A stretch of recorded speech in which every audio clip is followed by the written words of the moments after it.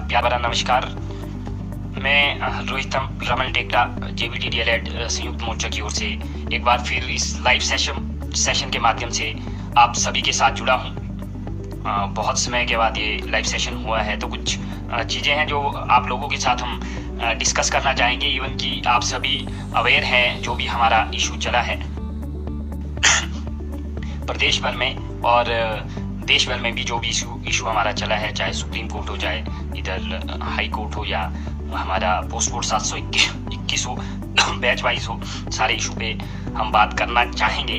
और दूसरी बात, इस लाइव आने का जो मेरा मकसद है वो डायरेक्टली सरकार तक अपनी आवाज़ पहुंचाना है। तो जो भी ये लाइव स्ट्रीमिंग है इसको आप ज़्यादा से ज़्यादा शेयर करें, कहीं ना कहीं किसी भी अधिकारी तक, किसी भी ब्यूरोक्रेट तक या किसी भी नेता तक ये हमारा लाइव पहुंचे, क्योंकि हम उनको बताना चाहते हैं इस लाइव सेशन के माध्यम से, हम हिमाचल प्रदेश सरकार को ये बताना चाहते हैं कि अब हमारा जो सब्र का बांध है वो टूट चुका है।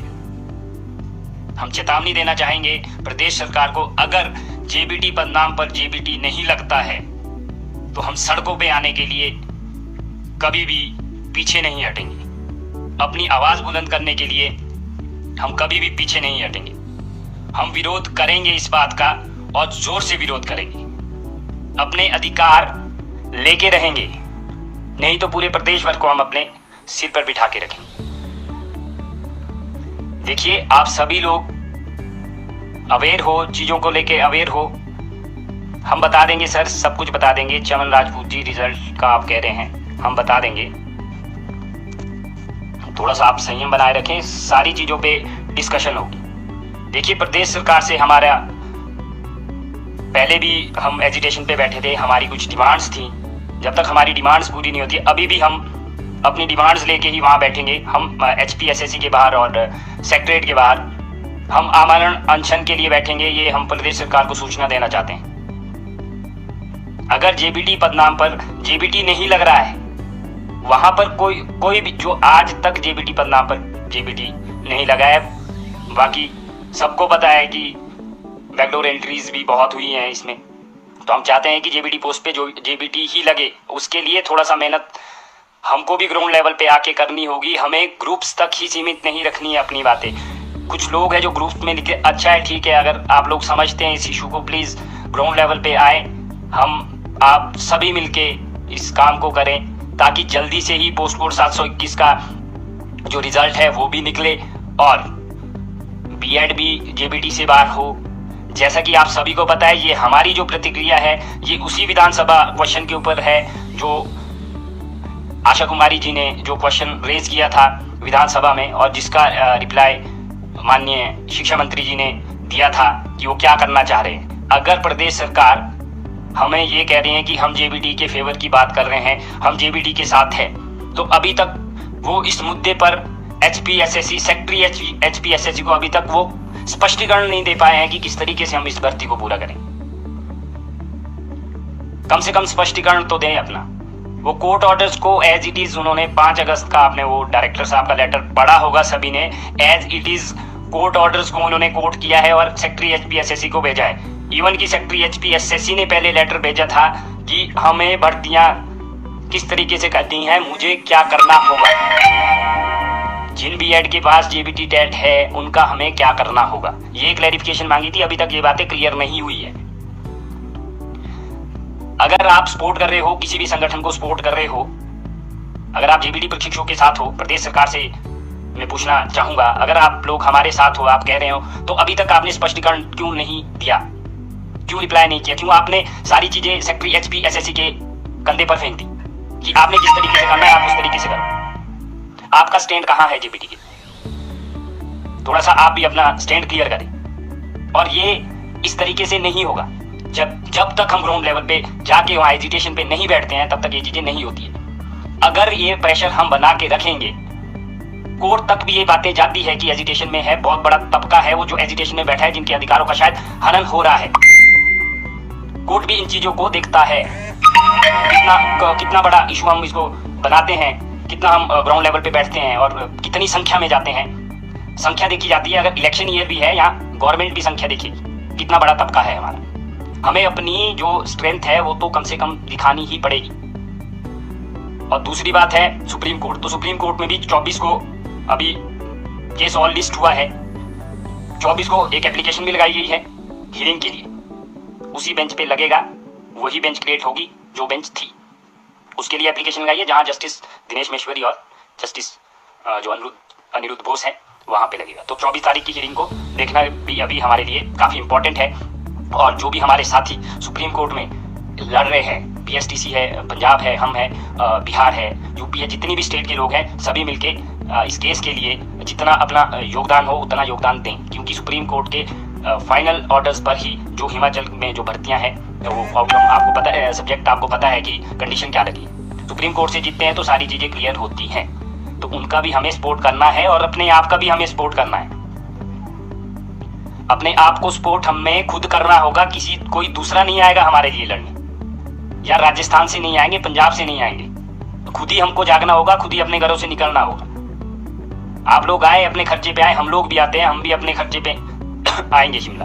हम लोग भी बिल्कुल कंधे से कंधा मिलाकर आपके साथ काम करने के लिए तैयार है। बट आप लोगों को स्ट्रेंथ तो दिखानी होगी, घरों से तो बाहर निकलना पड़ेगा। जस्टिस फॉर जेबीटी लिख के कुछ नहीं होगा, उस जस्टिस के लिए थोड़ी सी मेहनत हमको करनी ही होगी। किसी भी लेवल पर थोड़ी सी मेहनत करनी होगी। जो क्वेश्चंस हैं, लोगों के क्वेश्चन है, बहुत सारे कमेंट्स आ रहे हैं, तो शायद कुछ मिस भी हो रहे हैं। तो जस्टिस फॉर जेबीटी लिख के नहीं होगा, हमें प्रैक्टिकल करना होगा, सड़कों पे आना होगा, तभी हमें जस्टिस मिलेगी, तभी हमको जस्टिस सर्व की जा सकती है। No BEd, no BEd, Manu Sharma ji कह रहे हैं, हम भी सर यही कह रहे हैं, नो बीएड। जेबीटी का रिजल्ट सर, राजीव चौहान जी, जेबीटी का रिजल्ट बहुत जल्दी आएगा, उसके लिए थोड़ी सी हमको भी थोड़ा मेहनत करने की जरूरत है। जैसे आप लोगों का सहयोग पहले भी रहा है इस मैटर पे, जब एजिटेशन हुआ था, तो उसी तरीके से हम चाहेंगे कि आगे भी आपका सहयोग मिलता रहे। रवि शर्मा जी, मुर्दाबाद मुर्दाबाद। अब सर एजिटेशन में भी अगर आप आए तो प्लीज काइंडली सहयोग दे, जीबीटी का सहयोग दे, सभी मिलके इकट्ठे लड़ें, तभी जाके कुछ इसमें आगे हमें कुछ पॉजिटिव चीजें देखने को मिल सकती है। ये इसी के रिगार्डिंग था। अगर हम हार जाते हैं सर, देखिए दीपक ठाकुर जी कह रहे हैं कि अगर हम सुप्रीम कोर्ट में हार जाते, देखिए सर अभी तो कुछ एज्यूम करके हम नहीं बैठे हैं कि हारेंगे जीतेंगे, बट एक पॉजिटिव एनर्जी के साथ ये है कि हम सुप्रीम कोर्ट में जीतेंगे। ठीक, अगर सुप्रीम कोर्ट में हारते हैं अगर, तो वो तो बात की बात है, उसके लिए प्लानिंग हमको करनी पड़ेगी। क्योंकि 2-4 लोग प्लान नहीं कर सकते, हम सभी को इकट्ठा होके कुछ मीटिंग्स में डिसाइड करके कि हाँ आगे हमने क्या स्टेप रखना है। देखिए मैम, हम ये कह रहे हैं कि क्लियरेंस नहीं दिया है, उन्होंने कोर्ट ऑर्डर्स को ही कोर्ट किया है। अब इसमें फिर वो कह रहे हैं कि हम इस तरीके से करेंगे, और अली वो कुछ और बोल रहे हैं, लिख के उन्होंने कुछ वो कोर्ट ऑर्डर्स ही दिए हैं, उसी स्पष्टीकरण की हम भी बात कर रहे हैं। तो आप लोग जितने भी साथी हैं, सभी कुछ ही दिनों के अंदर हम एजिटेशन स्टार्ट कर देंगे। 2-4 दिन का हम वेट करते हैं, 2-4 दिनों में अगर कुछ पॉजिटिव आता है हमारे लिए फिर देखते हैं, नहीं तो 2-4 दिन के बाद हमें शिमला और HPSSC हमीरपुर उसके बाहर बैठना ही होगा, और आमरण अनशन पे ही हम बैठेंगे। जो भी हमारी इन रिटर्न डिमांड्स होंगी, जब तक वो डिमांड्स पूरी नहीं हुई तब तक हम वहां बैठे रहेंगे। आमरण अनशन नहीं होगा, अब कुछ बाकी कुछ रहा नहीं है इसमें, ना रैली निकाल के। दूसरी बात है, जब तक अनशन चलता रहेगा, प्रदेश में जितने भी प्रशिक्षण संस्थान है, सारे संस्थानों में जाके हमने एक चीज ये करनी है कि क्लासेस बॉयकॉट करवानी है। जब तक हम एजिटेशन में बैठे रहेंगे, अगर हम इस लेवल का एजिटेशन कर पाए तो शायद जो भी चीजें हैं वो हमारे फेवर में होगी, बट करना होगा और इस लेवल तक हमें इस एजिटेशन को पहुंचाना होगा। ओनली जेबीटी होगा सर, हम भी यही कह रहे हैं, ओनली जेबीटी। बाकी आप लोग जुड़े रहें, और हम भी आप लोगों के सहयोग के लिए हम भी कामना करते हैं कि आप लोग सहयोग करेंगे। जैसा भी होगा, जिस भी तरीके से होगा, जहां भी बैठना पड़ेगा हम लोग बैठेंगे। अधिकार मांगेंगे नहीं, अब अधिकार को छीनने की ही तैयारी करेंगे। तो आप लोग थोड़ा सा संगठित होके रहे, थोड़ा अवेयर रहें। एक दूसरे ग्रुप में हम देखते रहते हैं कि एक दूसरे के ऊपर कुछ लांछन लगते हैं, वो लगते हैं, चलो कोई बात नहीं है, वो होता है, बट कुछ चीज़ें व्यक्तिगत रूप से ना लें आप। जो भी इसमें होगा, जिसको ये लगता है कि ऐसा होना चाहिए, ऐसा होना चाहिए, इस तरीके से होना चाहिए, प्लीज़ आप लोग आगे आए, आगे आके आप लोग थोड़ा सा लीड करें, इन चीज़ों को बताएं लोगों को। अगर आपको आइडिया है, आपको नॉलेज है इन चीज़ों के, इन इशू के बारे में नॉलेज है, तो प्लीज़ हम भी चाहेंगे आप लोग आगे आए, आप लोग लीड करें, हम आपके पीछे खड़े रहेंगे। ग्रुप्स में लिख के नहीं होगा, ग्राउंड लेवल पे जाना पड़ेगा। जब तक हम ग्राउंड लेवल पे नहीं जाएंगे, ग्राउंड लेवल पे हम मेहनत नहीं करेंगे, अपने अधिकारों के लिए हम आवाज़ नहीं उठाएंगे, तब तक कुछ नहीं होगा। दूसरी बात है, मैं यहाँ पर आप लोगों को न्योता देने नहीं आया हूँ, हम सिर्फ ये बताने आए हैं कि हम एजुकेशन करेंगे बहुत ही जल्द, 4-5 दिनों के बाद तो करना ही करना है। अगर 4-5 दिनों तक हमें कुछ पॉजिटिव रिजल्ट्स देखने को नहीं मिलते हैं, आमंत्रण देने नहीं आया हूँ। ये आपके अधिकारों की लड़ाई है और अधिकारों की लड़ाई में निमंत्रण नहीं दिए जाते हैं। तो जिसका ज़मीर जिंदा होगा वो खुद आगे आके आहुति देगा अपनी और सहयोग देगा इस एजुकेशन में, अपनी बातें रखेगा, कुछ पॉइंट्स होंगे, ये सारी चीज़ें हैं और हम लोग तत्पर हैं। कुछ लोगों को अगर ऐसा लगता है कि ये 4 साल से ये शायद गप्पे ही मार रहे हैं या वो कर रहे हैं, तो उन लोगों का भी स्वागत है। आप लोग आएँ, आप लोग देखें, खुद आके देखें, ग्राउंड लेवल पे आए, मेहनत करें, तभी चीज़ों का आपको भी लगेगा पता कि क्या चीज़ें हो रही हैं। हम भी चाहते हैं कि बीएड ना हो, एक भी बीएड एंटर ना हो, वो कैसे होगा? अगर हम डिमांड्स रखेंगे, एजुकेशन में डिमांड्स रखेंगे, तभी होगा ना पॉसिबल। अगर मान लो लगा ही दिए गवर्नमेंट ने, डिपार्टमेंट ने लगा दिए, तो फिर क्या करेंगे आप? लगाने के बाद क्या एजुकेशन करेंगे? अगर लगाने से पहले ही एजुकेट करते हैं तो तब जाके बेनिफिट है। जेबीटी की पोस्ट पे जेबीटी लगना चाहिए। बाकी हमारा ये कहना है, करना डिपार्टमेंट ने है, करना HPSSC ने है, मात्र हमारे बोलने पर से नहीं होगा ये चीज़ें, सिर्फ हम बोलेंगे और हो जाएगा, ऐसा नहीं होगा। अब ये सबर का बांध टूट चुका है, अब हम पीछे हटने वाले नहीं। और ठाकुर सिंह कह रहे हैं कि टैग करो SC में केस को। सर, आज से 4-5 मंथ पहले से हम कह रहे थे कि टैग होना है, टैग होना है, टैग होना है।